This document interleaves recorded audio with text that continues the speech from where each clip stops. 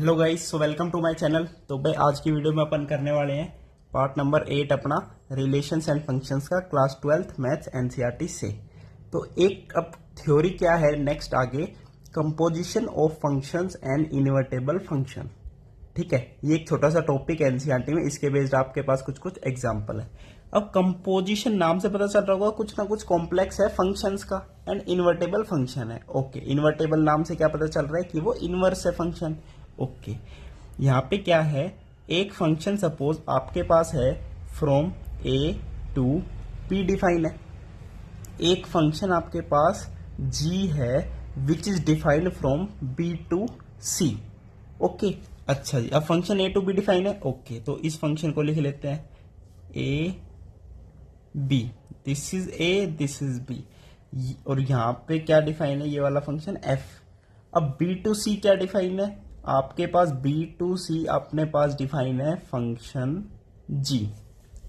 Suppose ए set के अंदर कुछ भी वैल्यूज है, यानी एफ ऑफ एक्स, सपोज इसके अंदर वैल्यूज है x1 x2 ऐसे चलते चलते है। तो ये इनपुट वैल्यू है एफ फंक्शन के लिए, और ये पुट करेंगे जब फंक्शन एफ में, तो ये वाला आउटपुट आएगा बी। और आउटपुट में क्या आ रहा है, मान लो एफ एट x1 आ रहा है, एफ एट x2 आ रहा है, ऐसे आ रहा है कुछ कुछ। और जी फंक्शन के लिए ये वाला क्या है, इनपुट है, एफ एट x1 ये इनपुट है, और आउटपुट तब आएगा तब जी फंक्शन लगेगा।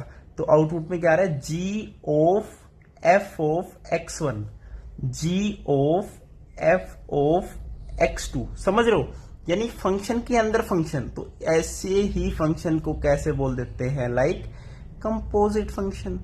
बस सिंपल है, फंक्शन के अंदर फंक्शन, समझ गए। या फिर डायरेक्ट भी बोल सकते हो, क्या बोल सकते हो, अगर अब यहां से अगर यहां से डायरेक्ट फंक्शन बनाओगे तो वो फंक्शन कैसा है, G of F, G O F बोल देते हैं उसे। इसे हम ऐसे लिख सकते हैं G of F of X. तो वही तो आ रहा है यहाँ पे output, G of F of X. सीधा इनपुट से सीधा सी पे आ गए, ए टू सी डिफाइन कर दिया एक फंक्शन, तो वो कैसा हो गया, जी ऑफ एफ। अगर सी टू ए कभी डिफाइन करना पड़े तो वो फंक्शन कैसा है, एफ ऑफ जी। तो उसे बोल देंगे क्या, बताओ क्या बोलेंगे उसे, F of G of X. समझ रहे हो ना क्या कहना चाह रहा हूं। अगर सी टू ए आना पड़ रहा है तो, यानी सी के अंदर x1 x2 है, बी के अंदर आपके पास जी x1 जी x2 है, और ए के अंदर आपके पास क्या है, एफ फंक्शन लग रहा है, तो यहां पे हो जाएगा एफ ऑफ जी। तो समझ गए यहां पे, यानी दो टर्म्स के बारे में मैं आपको बताना चाह रहा था, एक एफ ऑफ जी, एक जी ओ एफ। आई बात समझ में। तो ये तो कंपोजिशन हो गया फंक्शन, कंपोजिशन ऑफ फंक्शंस। अब बात करते हैं इनवर्टेबल फंक्शन की।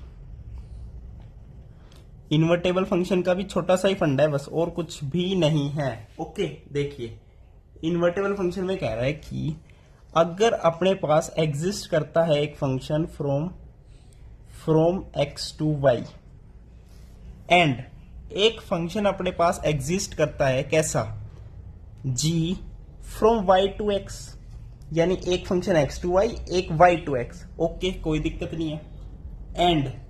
एंड क्या कह रहा है ये पता है आपको, एंड कि जो एफ ऑफ जी है वो तो किसके बराबर आएगा, अब खुद सोचना, एफ ऑफ जी,